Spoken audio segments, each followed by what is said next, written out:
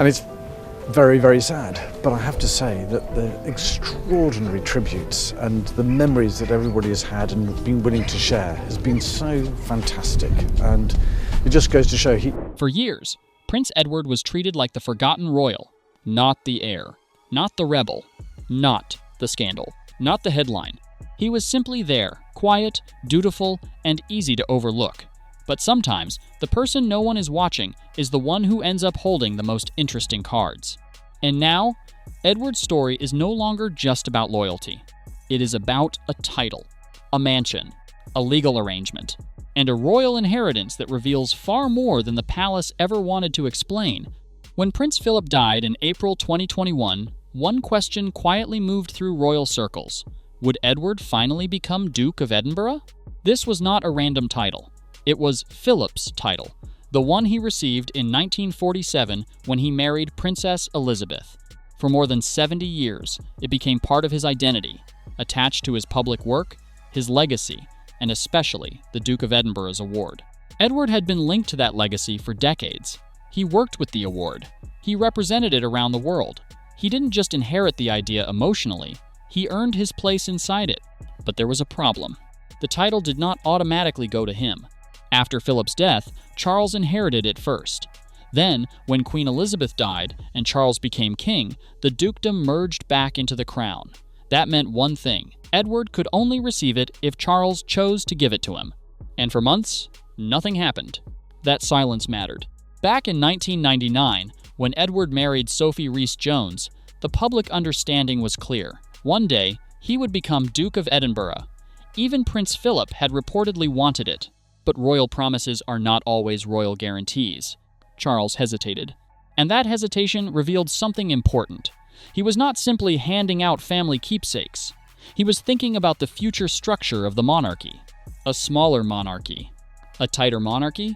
A monarchy where major titles are not casually passed down to junior branches forever.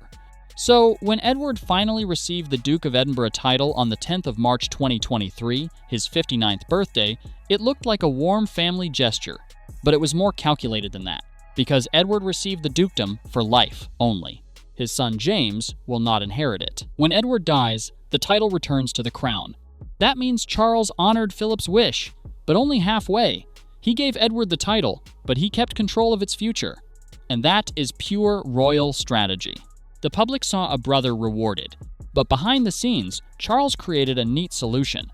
He honored Philip, he rewarded Edward, he protected the prestige of the title, and he kept it available for William's children later. That last point is crucial. Many royal watchers believe the Duke of Edinburgh title could one day be given to Prince Louis, William's youngest son. If that happens, the title returns to the direct line of succession instead of remaining permanently with Edward's branch of the family. So Edward got the honor, but not the dynasty. That is the compromise.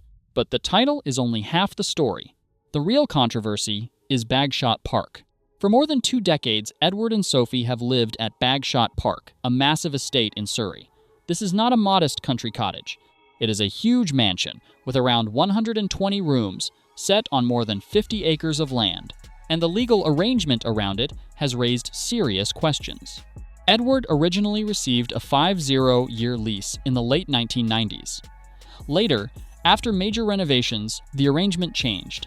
In 2007, his lease was extended to 150 years after a multi-million-pound payment. On paper, this was a lease. In practice, it gave Edward extraordinary long-term control. And after the extension, he reportedly pays only a nominal peppercorn rent. In plain language, almost nothing. That is why critics are angry. They argue that Bagshot Park could generate serious revenue if leased commercially. Instead, a senior royal lives there under a long and favorable arrangement, while the estate itself is tied to the Crown estate. And then comes the more controversial part. Reports say Edward and Sophie have been able to earn money by renting out converted stables on the property as office space. So, the question becomes uncomfortable. If a royal is paying very little rent on a valuable estate, should he also be able to profit from part of it? That is where the story becomes politically sensitive. Because Britain is living through a cost of living reality where ordinary people are watching every pound. In that atmosphere, royal privilege is harder to defend. A 120-room mansion. A 150-year lease. Nominal rent. Possible income from subletting. That combination was always going to attract attention. Supporters of Edward would argue that the deal was legally approved and market-tested. They would point out that long leases are not unusual and that Edward paid a significant premium for the extension. They would also argue that Edward and Sophie have served the crown faithfully, without scandal, without drama, and without the endless controversy attached to other royal figures. And there is truth in that. Edward is not Andrew. He is not Harry. He is not a royal trying to burn the house down while still asking for the keys. He stayed. He worked. He waited. But legally approved does not always mean publicly comfortable, and that is the problem. What makes Edward's lease especially interesting is its flexibility. Unlike Prince Andrew's royal lodge arrangement, Edward's lease appears to give him far more options. Reports suggest it can potentially be sold or transferred, as long as the new occupant can prove they can maintain the property. That matters, because it means Edward may hold something far more valuable than a residence. He may hold a long-term asset, a legal position, a financial opportunity, a powerful piece of royal property access. And that changes how we see him. For years, Edward looked like the quiet younger brother who received less than everyone else. Now, the picture looks more complicated. He may not have inherited the Duke of Edinburgh title permanently for his family line, but at Bagshot Park, he secured something unusually durable. And this is where Edward's story becomes fascinating, because his public image and his private arrangements seem to tell two different stories. Publicly, he is the modest royal, the dependable one, the low-drama one. Privately, he appears to have secured one of the most favorable residential arrangements in the royal family. That doesn't make him guilty of anything, but it does make him underestimated. And perhaps that has always been the mistake people made with Edward. They assumed quiet meant weak. It didn't. Edward's rise has also been helped by the collapse of others. Harry left. Andrew fell.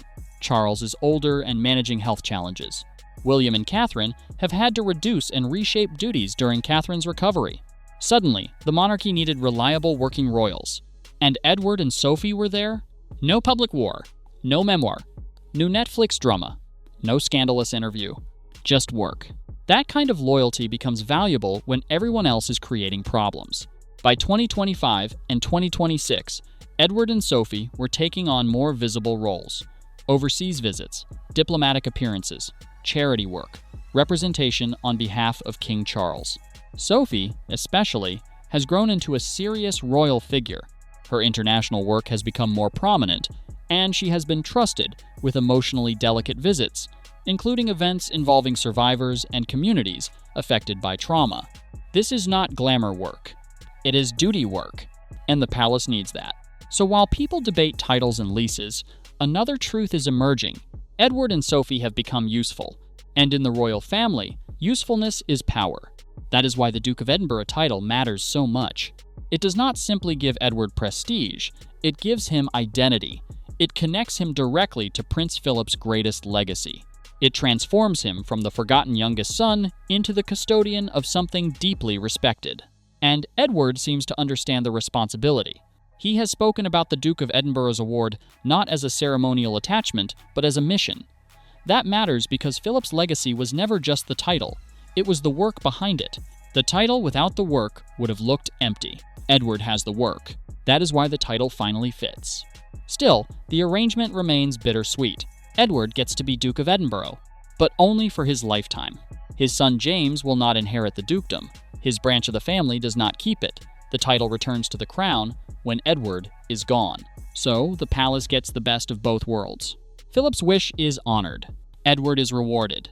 But the title remains available for the future main line. That is not accident.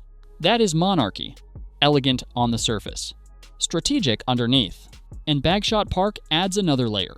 Because while the title ends with Edward, the property arrangement may be far more financially useful during his lifetime. That contrast is striking.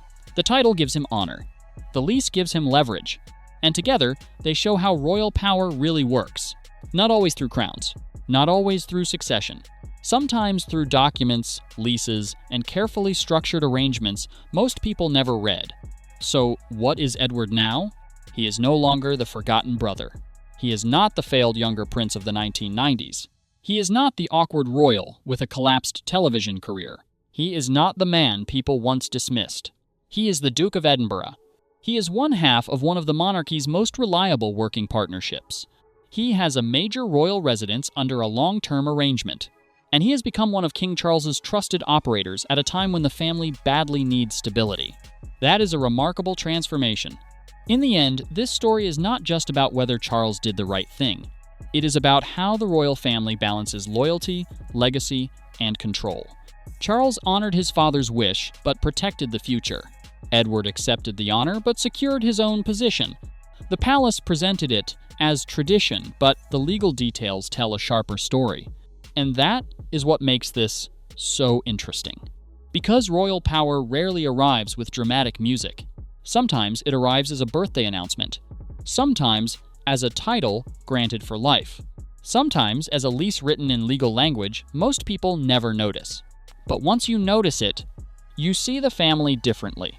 Prince Edward waited decades to become Duke of Edinburgh, and when it finally happened, it looked like a simple act of brotherly respect. But beneath that moment was something far more royal. A compromise. A calculation. A legacy preserved, but controlled. And maybe that is the real lesson. In the House of Windsor, nothing is ever just a title, and nothing is ever given away without a plan.